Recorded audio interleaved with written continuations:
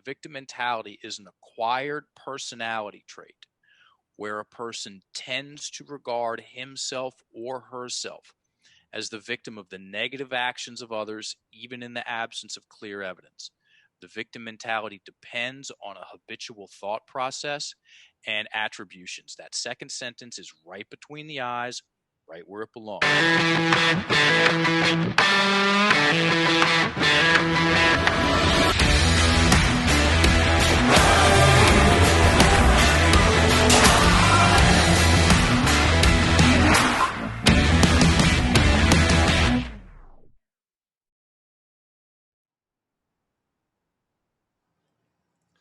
Hello, everyone, and welcome to the Building Men podcast. Become the strongest version of yourself mentally, spiritually, emotionally, and physically. Initially, when I started using those words, Mark, I started to understand the real depth to mental, emotional, spiritual, physical well-being, but I never took into account the real verbiage behind it. What are the words behind each one of those actually mean? And I wanted to introduce the audience to Mark England. He is a language guru. He is the co-founder of Procabulary and Lifted programs. He is a TEDx speaker. He is an unbelievably deep, fascinating individual. As soon as I heard about Mark, I needed to do a deep dive into who he was, how he got to where he is, and where he's going. He has also made me rethink, or he has challenged me to rethink the way that I communicate in general. So I am honored to have you on the podcast, Mark. Thank you very much for being here on the Building Men podcast. Thank you, Dennis, for having me on, and thanks everybody for listening. So I wanted to start with, I typically start an interview trying to pick out a spot in the person's life where they were this down moment, where they had to pick themselves up out of a difficult spot to almost rebuild from where they had become. And your journey, you talk a lot about it on the TEDx talk, and I've done a deep dive into your podcast that you've been on. And you found yourself in Bangkok. You started in Virginia. You were training to be an MMA fighter, and you found yourself in Bangkok. And now, just listening to Bangkok, who was the guy? You're an '80s guy too. Who's the guy who sang "One Night in Bangkok"? I just started thinking about that right now. I should know that, and I remember that super clearly.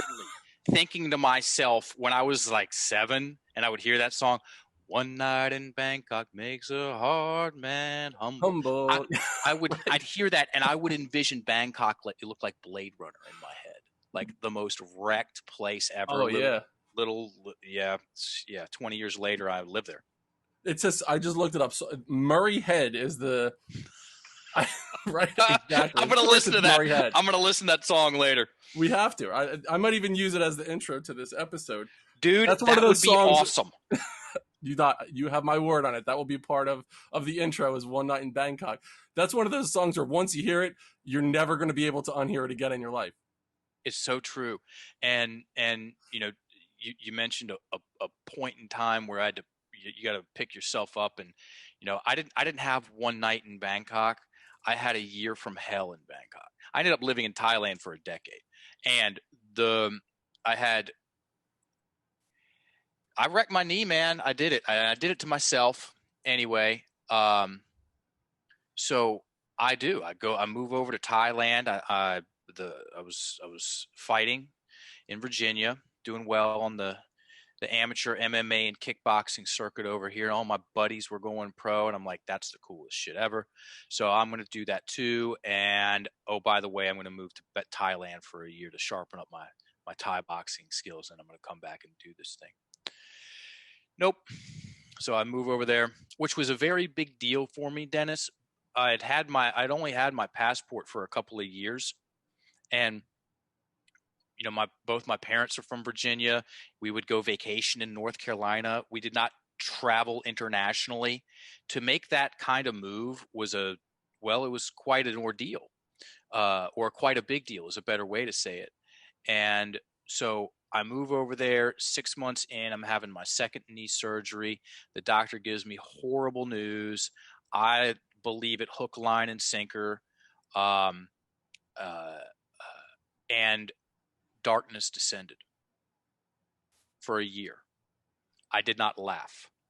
because I took that, what now with the hindsight, I am completely and supremely grateful for things having went the way they went.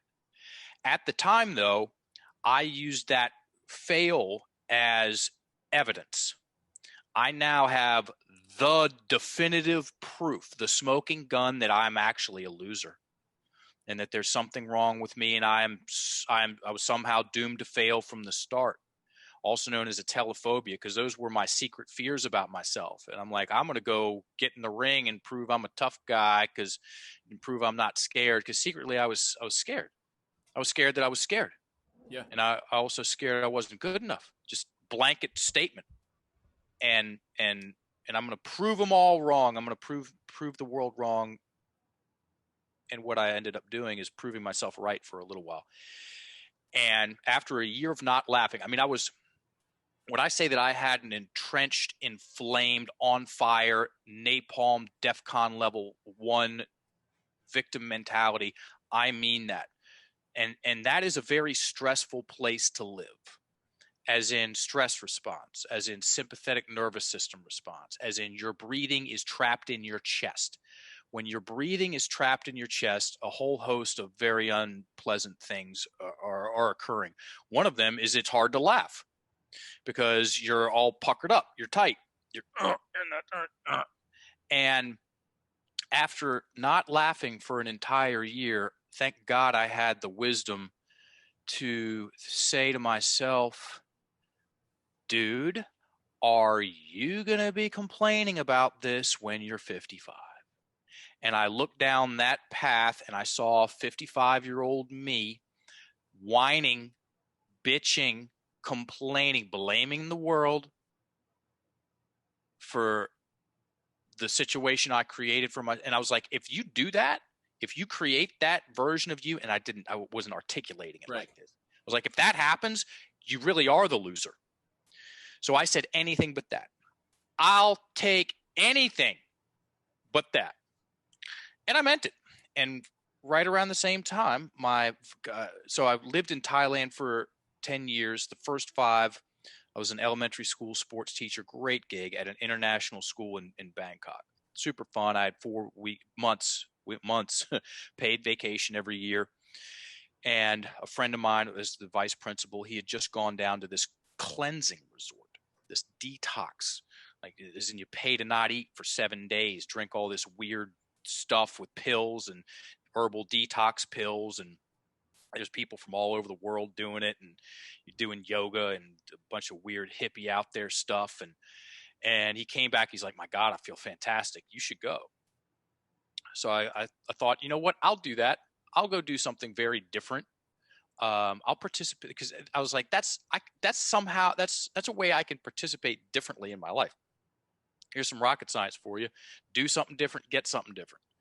And so I went down there and I did a cleanse, and I felt a little bit better, kept going back. Third trip down, Dennis, a man by the name of Barry Musgrave. I do talk about him a lot when the origin story of this comes up, because talk about an angel on the path. At the time he was 60, mid 60s, late 60s, and he was given a British guy, my first mentor in this work. He was given a talk on emotional detoxification. And me, in all my wisdom, I laughed at the title, like, emotional detoxification. I went though, and what I saw, guess what he was talking about? Words. He was talking about stories, talking about identities, talking about the victim mentality. And he asked, has anybody got a story you've just been hanging on to for a while? And this woman put her hand up, and it was a legit stinger of a breakup. So beach week, everybody, whether it's high school, college, you go rent a bunch of houses out of the beach week, and it's an alcohol fueled circus for an entire week. And so she goes down there with her friends. Her boyfriend's down there with his friends. He cheats on her with her best friend in front of everybody one night, and then dumps her in front of everybody the next night. ouchie. And she's still pissed, rightfully so, Right. of Yeah. course. That's legit. So he talks. So he has her tell the story. At the end, she's angry and crying. Second time through, he starts to adjust some of the words that are forcing her to take it personally. Now at the end, she's sad, no tears. Anger is under sadness. Excuse me, sadness is under anger. Then the third time through, he makes the key transition or translation with the language, and she now goes. She's essentially in neutral, emotionally speaking. Goes, you know what? I was actually never going to work because that guy was pretty weird to begin with.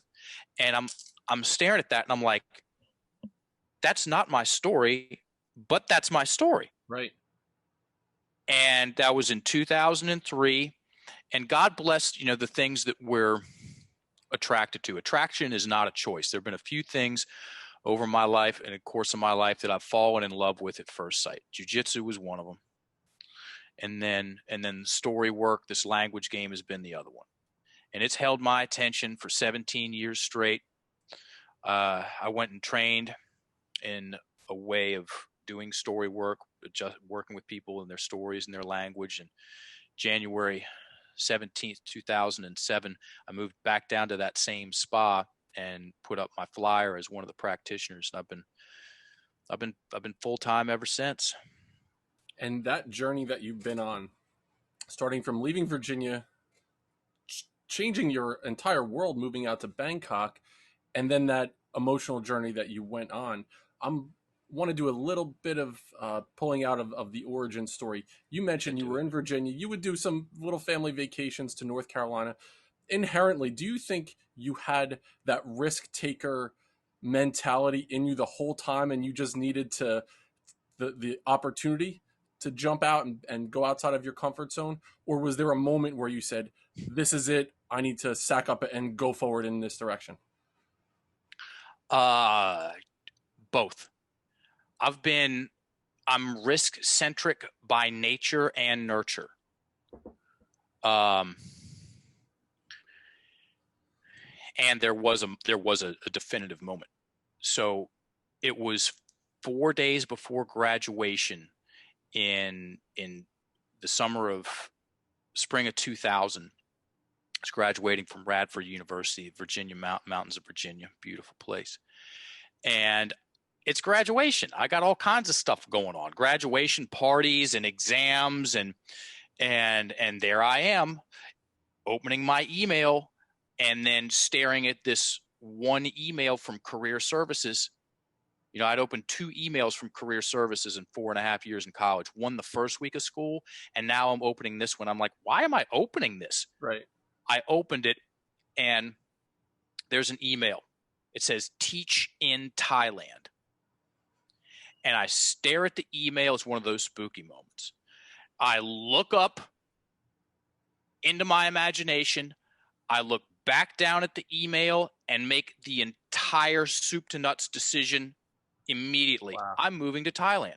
I was like, what? Part of me was like, what? And the other part of me was, this has to happen for some odd reason. So, and I did. And then it was going to go over there for a year. It was a year contract, practice, come back and go pro. Happy days. Totally didn't happen. Thank God. Yeah, right. Exactly. And it's such a deep dive into things happening the way they're supposed to unfold. One, had you not looked at that email and gone to Thailand and fucked up your knee, you wouldn't have gone on this journey. I'm fascinated with, if you hadn't opened up that email at that exact moment in time, would you still be so intrigued with language and the way that words come across in our identity? Would you have found your way to this eventually, or was that the catalyst moment that you needed to have? That's a deep philosophical question.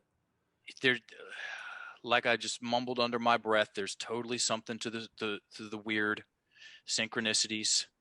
Have I ever heard anybody, by the way, say, I don't like synchronicities? No, everybody loves them. There's something that we're intrinsically attracted to, get weirded out in the right way for synchronicities, and the synchronicity stories are nuts. It put me on the path to eventually get to that crossroads where I got introduced to the language. And man, uh,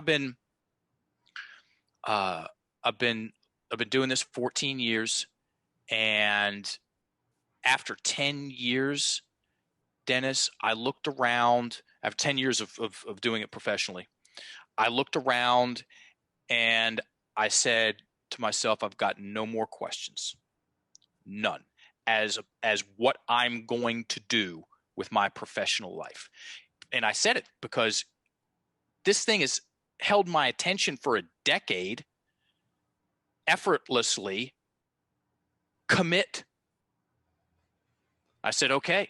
So I got into my calendar and I scrolled down to January 17th, 2057, which is a Wednesday. And I put it it's in my calendar right now. That's the day I'm done. 50 years in the game. I'm 14 in. I got 36 more to go. And I want to know what 50 years in a game of something feels like, that you can play for that long. Because guess what? I'm not jujitsuing people when I'm 80. I'm not planning on that. Guess what? I can get on stage and speak. I can write a book. That's something I can do for a long time. And I'm so grateful for that, man. It gives me a sense of existential comfort, knowing that's I'm doing that. And you're not kicking people's asses with your hands and feet and whatever in jujitsu. What you're doing is you're using their words to make people rethink the way they communicate across the board. Since I found vocabulary, I went on a dive after interviewing Angelo Cisco and Chase Tollison, two of your mentees. I asked them Gangsters. both about a mentor that they have, and they both said, Mark England is the guru in this area. You need to connect with this man. And what it did was it made me challenge the way that I thought around communication. I had always been in the spot from my past experience as a school principal, as a professional development facilitator around communication. I was in the Albert Moravian kind of school of thought. He's a professor of psychology from University of California, and he did a study around what percentage of communication happens outside of the words, the verbal text of what we speak. So I'd always believed in this. Okay, most of communication is outside of the words. It's the paraverbal communication, the tone, the volume, and the cadence in which we say our words, and then the nonverbal communication, what we're doing with our hand gestures, our posture, our facial expressions when we're communicating. I was naive in believing this. This is an antiquated study that I found, and I was basing a lot of what I would talk to people around this study. After going through your vocabulary course and having a conversation with you the other day, there was a lot of cognitive dissonance that happens, and that's where learning goes on, is when something enters your brain and it shakes it up and you have to reestablish your thoughts around something. And I was not giving enough credence and power into the words that I was using, and a lot of the words I was using were very, very passive in nature. So I wanted to go back to the spot where now you decide, looking at your identity, you're in the spot where you go on this retreat. I want to find Barry Musgrave. You mentioned Barry Musgrave was your mentor, and he talked about the power of words and how he helped a woman go through this journey where she had a thought of a situation in a victim mentality, and she came out of it. So now pick back up. So you're now with Barry. You're going through this. You have this aha moment where you're like, I am not a fucking victim. I own what is going on. So what's the next steps that happen in your life after you go through this experience with Barry? The next step was getting obsessed and staying obsessed with doing individual coaching sessions. And that's been there the whole time. That's been there the whole time. If I bring anything to the table, there's a few things I bring to the table. One of them is a fascination with this work, and I nod my head. Can I take credit for that? Like I said, we don't get to choose what we're attracted to. So that's something else. And I've got a tremendous amount of experience in this line of work. The past 14 years is individual sessions, workshops. Well, I'm racking up podcasts. This is 245, my 245th podcast on speaking on, because I only talk about one thing. One of my business partners, colleague, Mike Bledsoe, I believe we talked about this with you, but he called me a one-trick pony. And I was like, sweet. I've only got to do one thing. And it's stare at words. Like I just stare at words. I stare at the words in my head. I stare at the words that come out of my mouth. I stare at words when I talk to people. I stare at the words that are on the Google Docs or the when we're working stories with our clients. And I just pay very close attention to how they influence people for better and for worse, especially their breathing. So that was a big part. Once I made the connection between a certain subset of the English language that in our courses, in our trainings, we call conflict language. Once I made the connection between that particular subset of the English language and the fact that most people are holding their breath in their chest, that was a major, major aha moment, which led me to reach out in 2016 to 5 people in the CrossFit space. And I said, who's got the best podcast in CrossFit? And I did that because I had something to say to the fitness industry, which is, in a nutshell, the language that you're using. And everybody, when I reference language, I'm talking about our internal dialogue and external dialogue, our thoughts and what we say and what we write. Your language is influencing your breathing mechanics.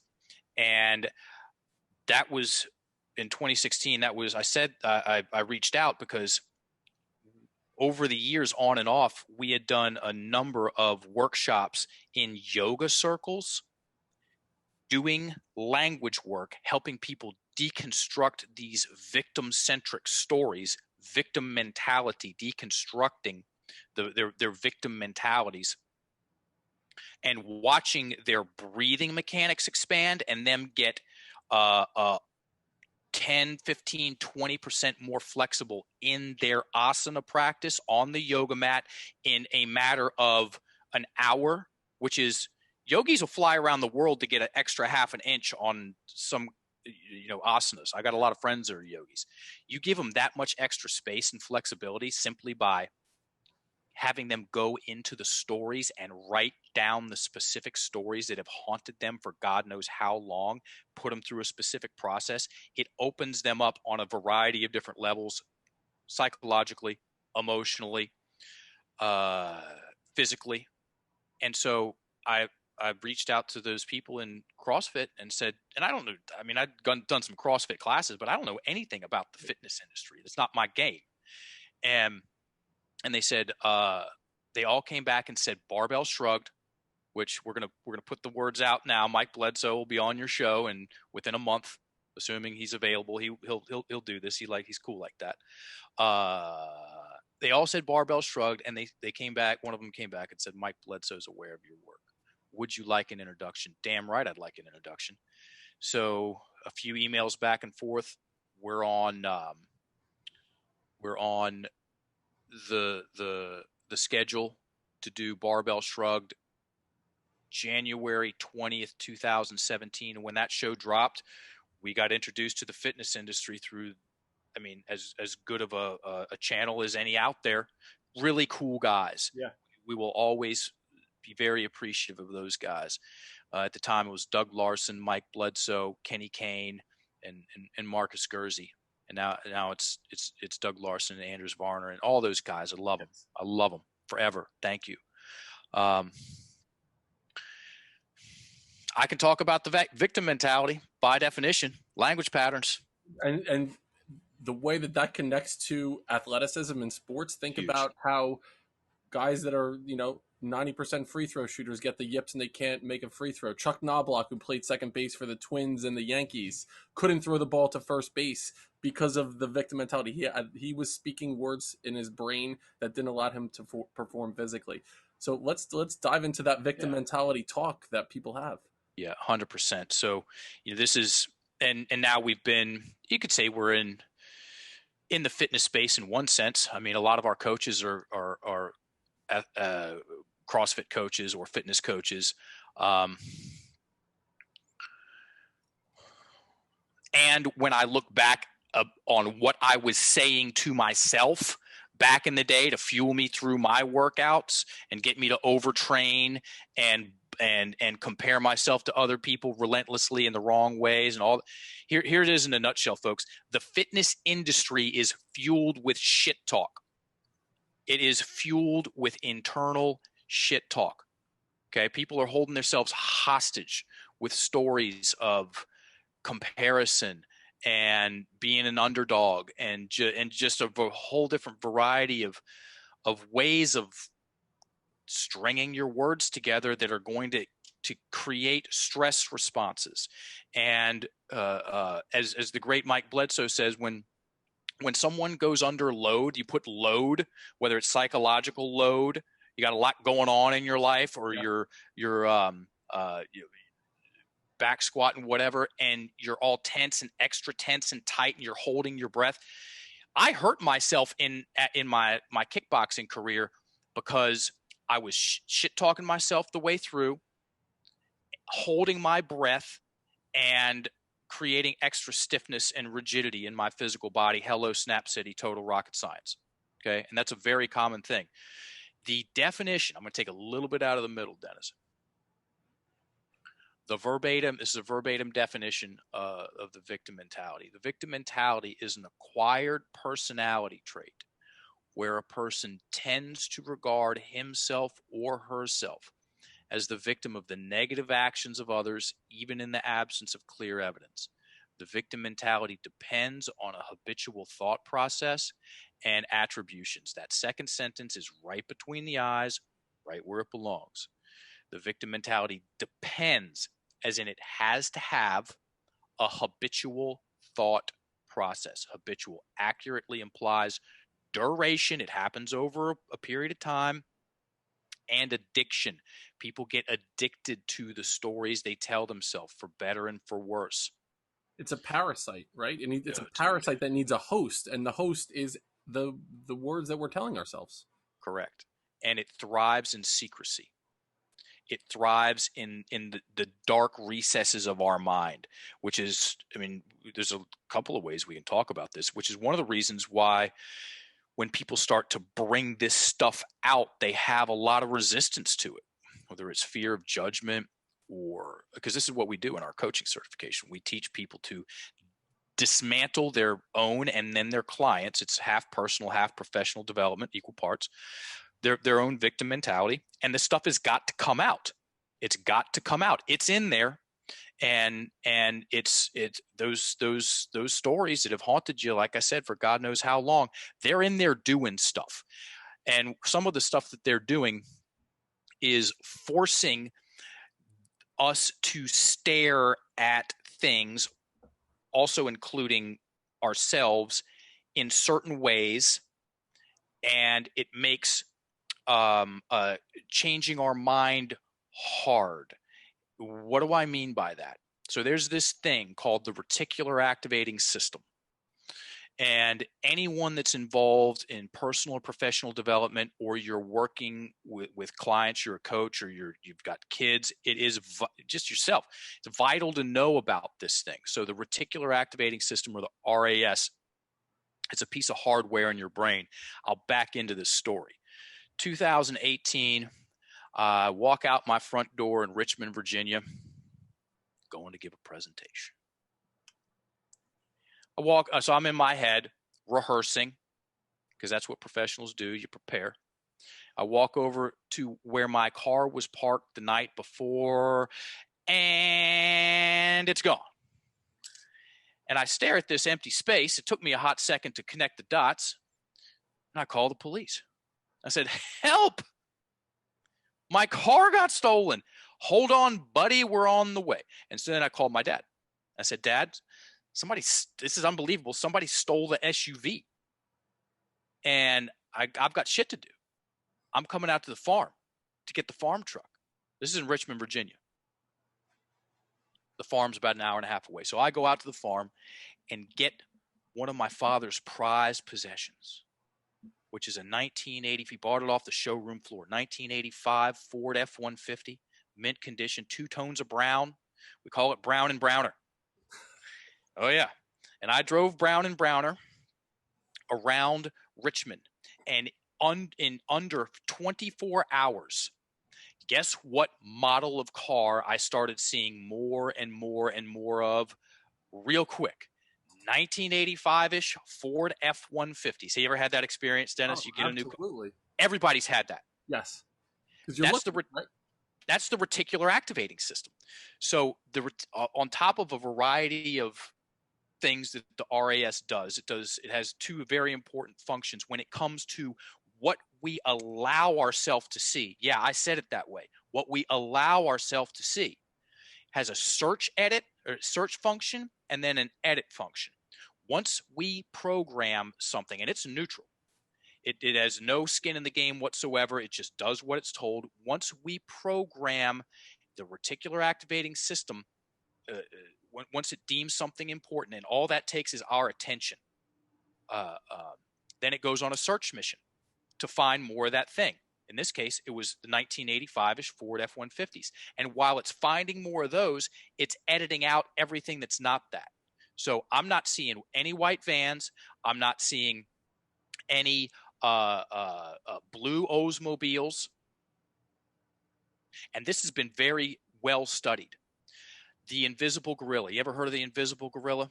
I have. I love it. And I can't wait to hear you tell it right now. It's a great story. It's totally a great Yes. story, and it's simple, everybody. And once nothing that we talk about in Lifted about the language, none of this stuff is rocket science. Okay, and once the conversation about conversation is rarely had in a way that's practical, as in you can take the information and apply it, make it you can practice using more of these words and building more of these stories, which is going to support and aggregate specific identities.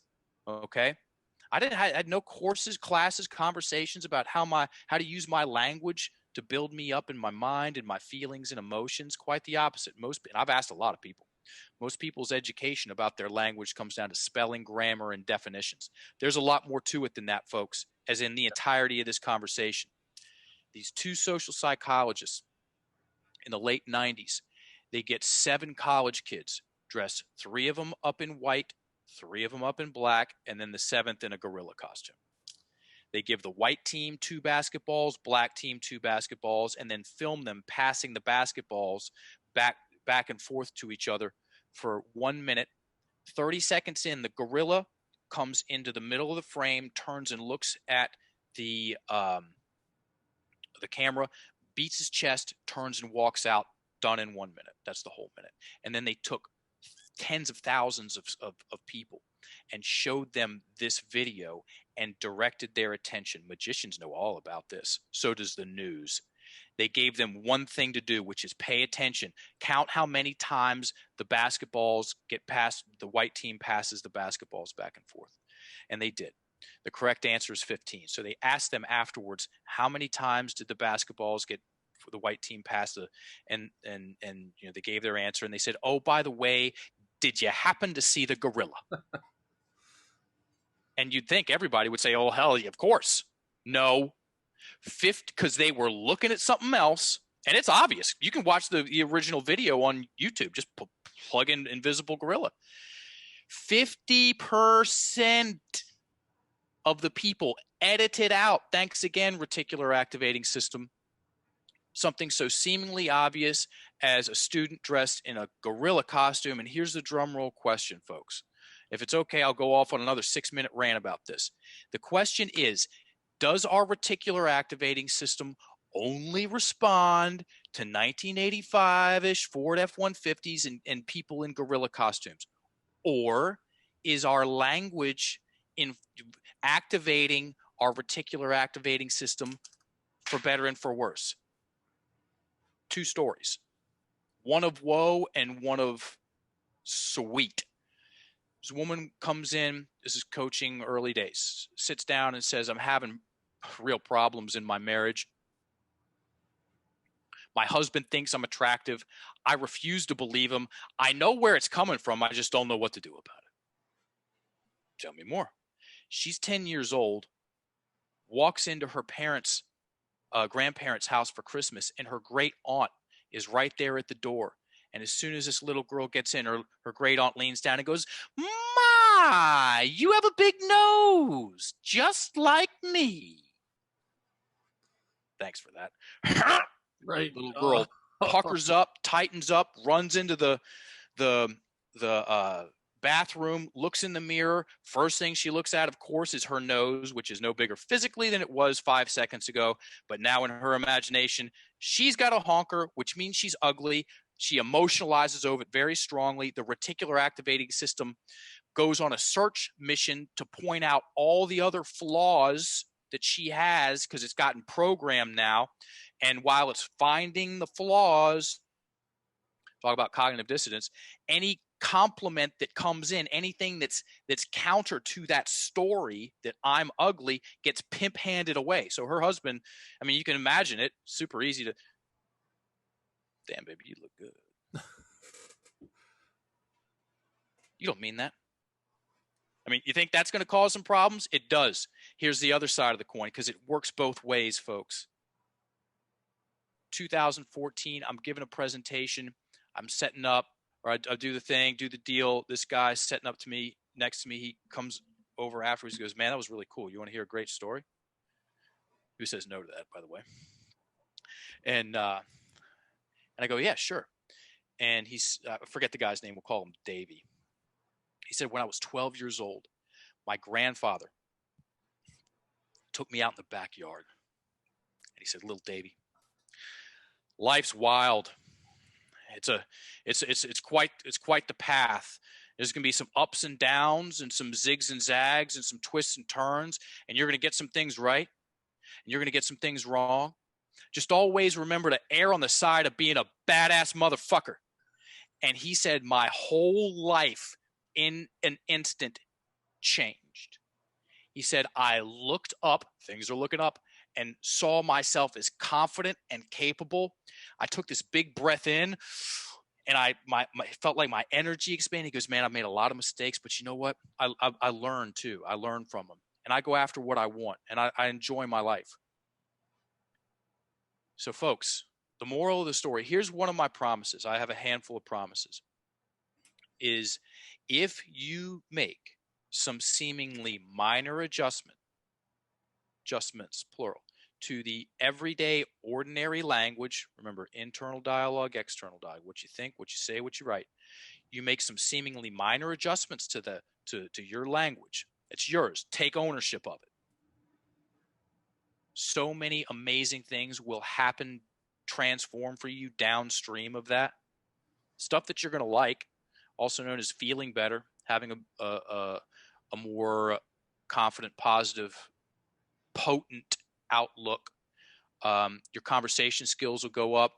You'll have better interactions with people. You'll have better listening skills, which a lot of that stuff comes naturally as we get ourselves out of these self-induced sympathetic nervous system responses. Bet the farm, people are walking around with their breath trapped in their chest, and 98% of that is because of a lack of education about the power and the mechanism of our language.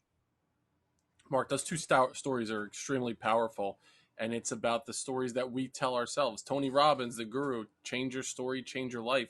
That's up to us to be able to do. I want to take it quickly back to the gorilla story. As the teams are passing the balls back and forth, you said that's something that magicians know really well. You know, that kind of thing that happens. The Prestige, wasn't that a movie? The Prestige is kind of when it happens, when they're Your attention is over here and something else happens that you didn't anticipate happening. So it's that idea of magic now. And one thing Mm-hmm. that you talk about frequently is the term abracadabra. My man. And I would love for you to tell the Building Men audience about what abracadabra means to you. What does that actual saying mean to you? Man, we're hitting all the highlights. So 2012, I'm living in Ecuador, and I'm out to dinner with friends, and this guy, he knows I'm in the language and story game, and he goes, "Hey Mark, you know what abracadabra means?" And I'm eating. I'm like, yeah, magic. And he goes, no. Abracadabra is Aramaic, which is an ancient language. It's the language the original Old Testament was written in. It's still spoken in some areas of Mesopotamia. And abracadabra translates to with my words I create, or with my words I influence. Hair standing on the arms, back of the neck. I put my fork down. I go sit next to him. I said, "Tell me everything you know." And he told me that the scholars, teachers, metaphysicians of the day would triangulate abracadabra and wear it around their neck to remind them of the power and the mechanism of the spoken word, and also to dispel, which means to cast out negativity. This is my business card, by the way. It's wood. It's got abracadabra on one That's side. badass. Yeah. We've got an app team. That's a whole other conversation. And our project manager just happens to be a very talented woodworker. So business cards. And that because they knew, and that's again, not rocket science. They knew that if their language was working against them, whatever they wanted to do in their life and with their life was going to be an uphill battle. They also knew that if they got their language working for them, as in using their language to stay focused on the things that are important to them, keep the drama level low, the emotional gas tank high, and stay the course, stay in the game, then they're just going to get a better result from themselves. And if we're talking about abracadabra, might as well talk about spells. The definition of Webster's, not mine, Webster's definition of a spell: a word or a combination of words of great influence. No one will ever really love me is a combination of words that greatly influences people. All I have to do is keep showing up is also a combination of words that greatly influences people in a different way. So guess what? We're spelling on ourselves all the time, for better and for worse. Our words are powerful, folks. They're so powerful. And yet most people's language tricks them into believing they are a victim of circumstance. If they stay in that victim mindset, victim mentality, victims of circumstance space for long enough, then the next thing to come in, thanks again, learned helplessness. It's where you trick yourself into thinking you can't do shit about anything. Okay? So then you just sit there and everything gets worse.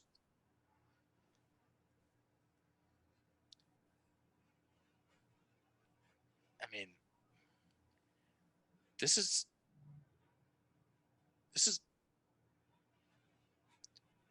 I want to speak definitively. I'm going to put a might in there on purpose. This might be the most important conversation we'll ever have about us. As in, how do I tell myself an empowering story to myself? If I had to put the money on it, I'd say that's it. You get that one right, and you're going to enjoy being you, and fuck, dude. I had some friends that were hospice nurses, and I asked them, I was like, is that real? Do people really just unload when they get on their deathbed? They're like, oh yeah, happens all the time. And sometimes they're in and out of consciousness. They don't even know they're doing it. Some smart part of us knows that we've got to unload this stuff before we move on to the next phase. That's, in my simple mind, that's how I see it. And then I take it one step further and go, oh, how terrifying a whole boatload of deathbed regrets would be. That sounds horrible. It sounds like the most terrifying thing I can think of, truth be told, to turn back and go, well, shit. And then I also took it a step further. I know how I want to die. Like, there's some stuff I've got to do here while I'm here, do well for a long, prolonged period of time. So when I'm checking out, and I pray for enough time, because I know how I want to go. I just want to look back at the whole thing and go, cool. Then I'm ready. And I got to do some shit before I can get to the point where I can say that and then just leave. Yeah, you got 36 years before that Wednesday in 2057. Good memory. True. It's true. Mark, you mentioned the definition of a couple words. So we talked about abracadabra. You talked about the idea of spells. Another thing that you have a big fucking issue with is the Merriam-Webster's definition of the word identity. You have a problem with the way that the people that wrote the dictionary however long ago, they summed up identity in a very static, stagnant way. How did they talk about it, and why is it so fucked up? The current you're yeah, you do your homework. You're a good host. The current definition of Webster's current definition of identity is the fact of being who or what a person is. Now, I'm assuming you do, and also everyone that's listening to this podcast does. There's a good chance you see yourself differently now than when you were 5. And when people trick themselves into thinking that their identity is this stuck, static, is what it is thing, that's very disempowering. And it's also very inaccurate, because guess what? Our identity is an ongoing, fluid, flexible process. It's a process. And we're participating in that ongoing, fluid, flexible process every day with our words. Yes, you are. You know you are. You ever talk yourself into a bad mood? Yes. You ever talk yourself into a good mood? Yes. Did you use the same words to talk yourself into a bad mood as you did a good mood? No, they're different words. At the end of the day, who's believing your story of you? It's you. No one does that for you. And just on a rant tangent side note, no one's coming. Nobody's coming. Nobody's coming to save you. Nobody's coming to save you from the story you tell yourself about yourself. It's an inside job. It's the best of news and it's the worst of news. Sweet. I'm creating my story, my reality.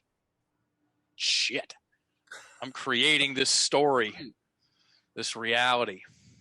You might as well look for Brown and Browner, right? Right. Exactly. You can, I know people that you drop them off somewhere. It doesn't matter where. And they're going to find the opportunity. They're going to see the opportunity. How's that possible? They've trained themselves to do that. Okay? They've trained themselves to do that. And like you mentioned, guy was a scout, MLB scout. One of the things that scouts have trained themselves to do is have a what for talent, an I for talent. Okay? Start training yourself to have, well, language, our reticular activating system, it's very much like a pair of binoculars. Okay. Also, this goes back to the identity piece too. Mm-hmm. It gets formatted, formulated, focused on something, and quite often it happens, or us as a certain way of being, before we even know there's a language game to be played. Okay. And then it's stuck, focused on that thing, and we think that's the only thing. You learn to play the language game, and guess what? You can bring things into focus, and you can bring things out of focus. That's cool. I get asked a lot. I hope this is a good time to talk about this. It's a quick part. I get asked a lot, Mark, what do we do? Cool. I have two answers. I have a macro answer and a micro answer. Macro answer is to, from time to time, slow down your rate of speech by 20% and watch what happens. When someone slows down, public speaking 101, when someone slows down their rate of speech, their breathing loosens up and starts to descend down into their chest, into their abdomen. Okay, that's a good thing, because when someone takes themselves out of these upregulated states, also known as amygdala hijack, you gain back perspective. Okay, you turn into a better listener. Okay, you actually get creative faculties back, and it also gives you the time and the mental real estate to pay a lot more. 20% is a lot more than you think. A lot more attention to how your words are influencing you for better and for worse, also known as you're able to feel the words more. And if you keep going down that road, then you gain access to using them differently, as in you can work the pauses, you can make the inflections, okay, you can adjust the tones. When someone is in a stress response, you basically just, you got fifth gear and that's all you got. Okay. And by the way, you'll sound different to people. If you want to sound like an amateur when you present, or when you're making a sales pitch, or if you want to fuck up a date, go on a date and hold your breath. Okay. Hold your breath and just stay really tense and tight. They're going to pick it up. Okay. And the conversation will have a poor rhythm to it. You want to go out on a date and have a good conversation and create a nice tone, a nice like satiny, warm, velvety vibe. Get your breath low and slow, and that'll take care of 80% of everything. That's the macro answer. The micro answer is soft talk. Soft talk. What's soft talk? Dennis, pick a goal for 2022. Could be anything. I will be on stage giving a TED Talk to 10,000 people. I like that goal, buddy. And as you move towards that goal at any time, contact me, and we'll I'll help you with that happily. Perfect. Now stick a kinda, one word, anywhere in that goal. Let's see what happens. I kind of think I will give a TED Talk in front of 10,000 people. You put two in there. You put a kinda and a thing. And what happened? One, it was a passive way to say it. Two, there was total ambiguity around it. I sounded less confident. I didn't own it. It became outside forces that would control whether or not this would happen, rather than something that would happen internally or through my hard work and dedication. Everybody hear what he just said? It's very well said, and he's right. So there's this stuff. It's called soft talk, and people use it a lot, and it's responsible for a lot of the indecision and anxiety that people create for themselves. Here are the soft talk keywords, folks. And if you have access to a pen and a piece of paper, let's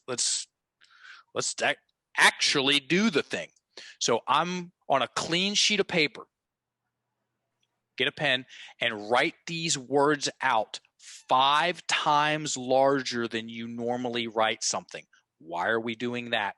Because when you write something 5 times larger than you normally write something, it's a way of getting your reticular activating system to go, oh, pay attention to this, it's important. And then you take this piece of paper and you put it up somewhere that you're going to see it every day for 7 days. That's it. And that is going to build the awareness. From there, this is what's going to happen. You're going to start hearing that shit in your language. You're going to start hearing it in other people's language. And that is the precursor to you plucking it out of your language. And what happens when you go from, I guess I'm going to the gym tonight to I'm going to the gym tonight a lot. Or I think I might want to start my own business to I'm starting my own business. Or let's make this really rough. You think you might want to maybe go out on a date with me sometime?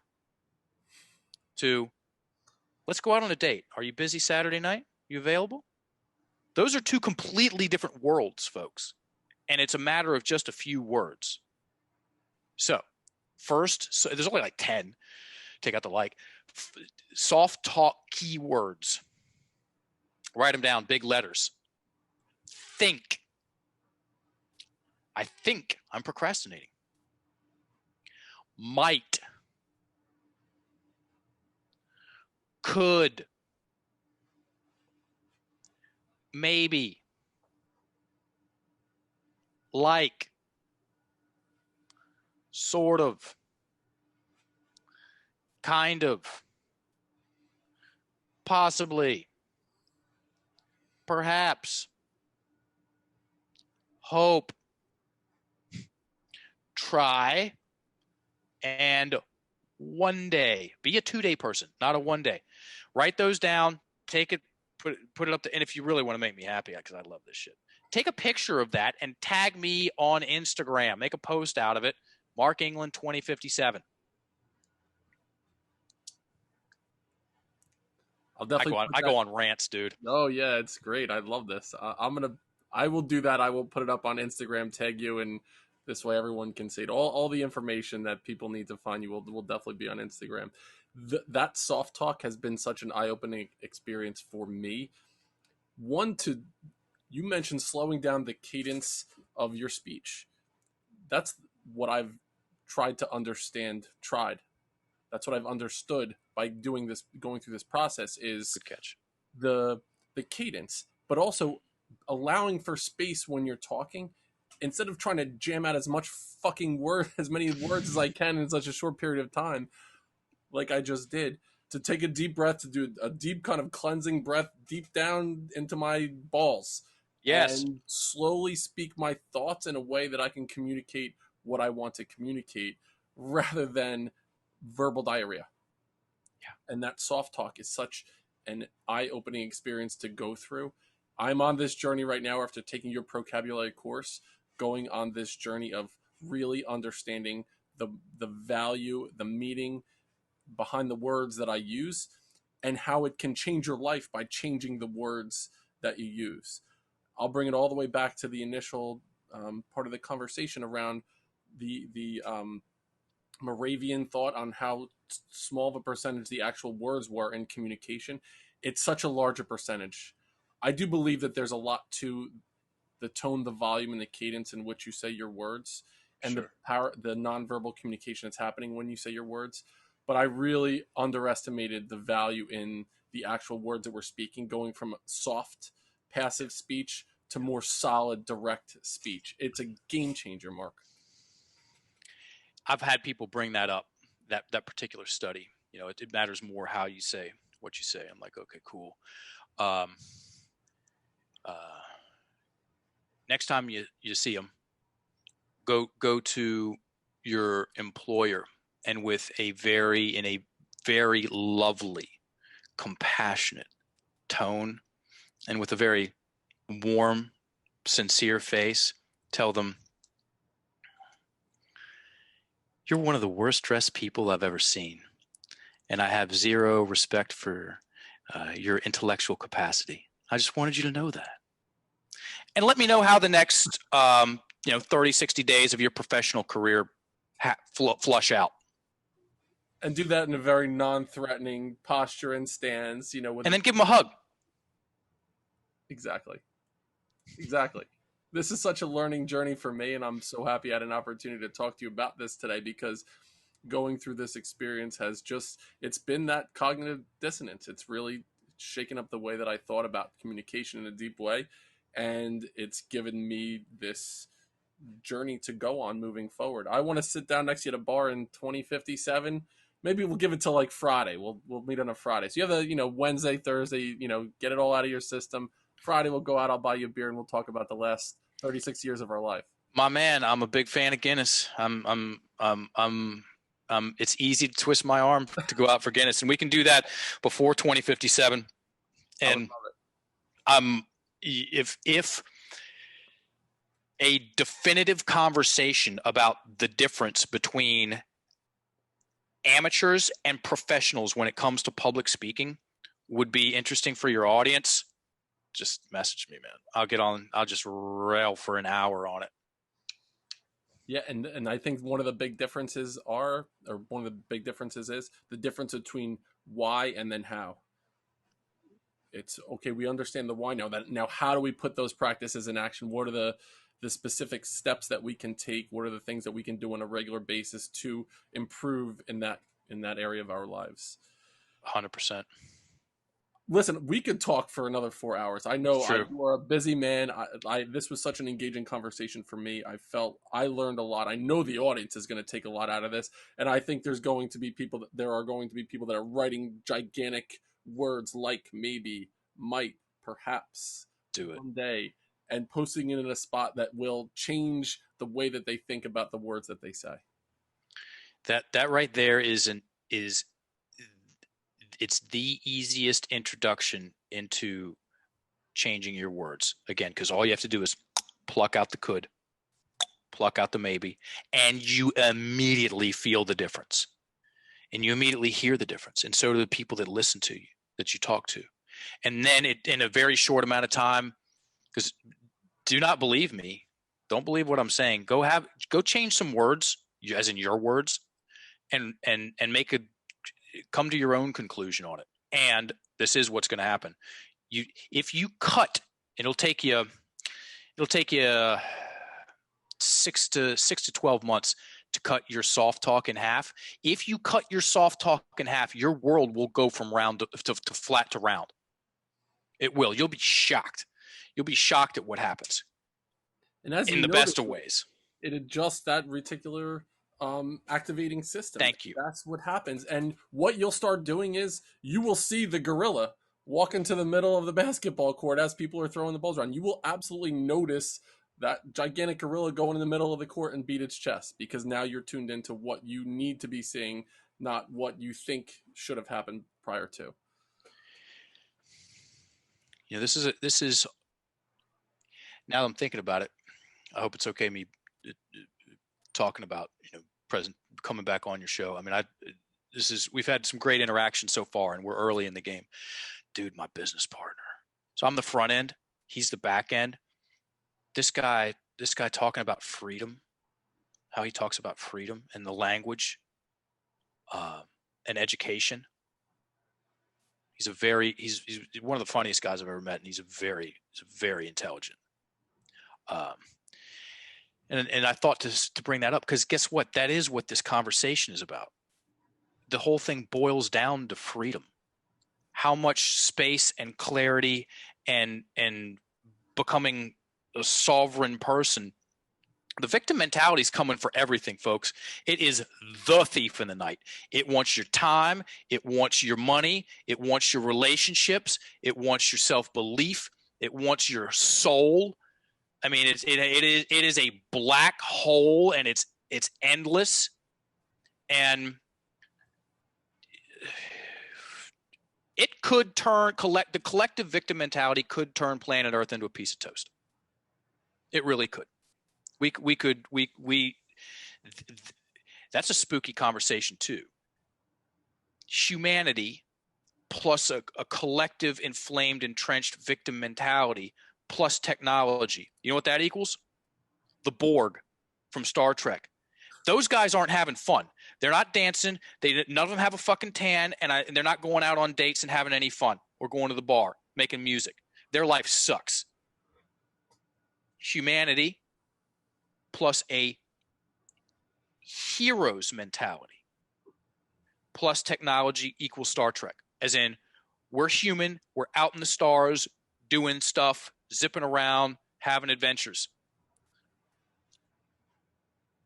I've been staring at that one for a while. Like, there's a lot on the table, folks. Oh, absolutely. There's a ton on the table, and you listening to this podcast, you will blow your own mind with the amount of influence and positivity and good vibes you will inevitably share with your community by going inside first. It's an inside individual story first. We have to go in. Shout out to Jordan Peterson. Make your own bed. Make your bed and then work your way out. I go on rants. And I'll tell you, I'm truly blessed that you clicked on that email to go to Thailand, to go through that whole journey. You had to go through those 6 to 12 months of not smiling, not doing anything positive, having that victim mindset to be able to find Barry and blow your mind, because you just blew my mind and absolutely blew the audience's mind that are listening to this today. And that it was a little longer than an hour journey that we just went on, Mark. And I am truly blessed to have met you, and the power in your words to me and to this audience over the last hour. It's been remarkable. So I truly thank you for being a guest in the Building Men podcast, Mark. How can the audience of Building Men find you? How can they get in touch with you, reach out to you to take this course? Because everyone has to go through vocabulary. You absolutely have to take this course. It's an unbelievable value to go through and just to understand how your words will translate into that with my words I create, that abracadabra mentality. Thank you. And it's a two-way street, man. Thank you for having me on, like I said, and thanks everybody for listening. You know, you could be listening to other podcasts, doing other things, but you just spent an hour and change with us, and that's legit. That's real. We appreciate that. Mark England 2057 on Instagram. That's my Instagram account. Duh. And we turn that into a free school. It's 85% just free information. We do a free class every Tuesday night. And there's about 15% entertaining stuff on there. And then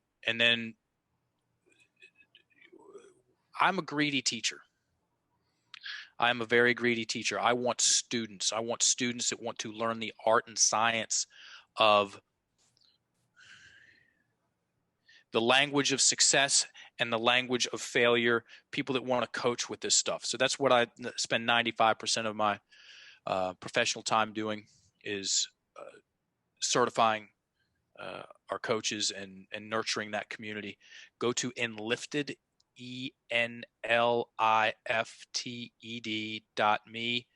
Click that 5-minute video. If you want to talk to me, we can talk. Click in on the calendar. That vocabulary course, if you want to do it online, vocabulary, it's like it sounds, vocabulary instead of procabulary. Go to courses, vocabulary.org, click on courses, watch that promotional video. $100 off. It's a $300 course, $100 off. Use the promo code next level, all one word. That's about it. What I'll do, Mark, is I'll put all that information into the show notes where people can find this podcast. It'll be up on all the podcast sites. I'll put up a YouTube video of this as well. And I'm definitely going to clip the business card, the abracadabra business card. I'll definitely clip that and put that as a screenshot out when I promote this on Instagram.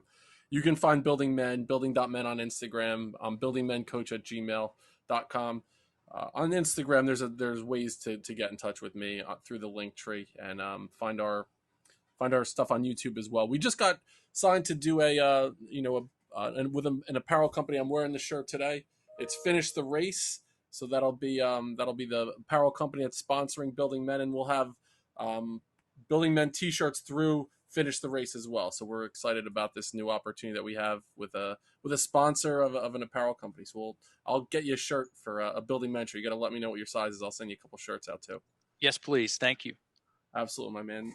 Mark England, thank you so much. Everyone, thank you for listening to the Building Men podcast. Go a step further than you thought you could go today. We'll see you next time on Building Men.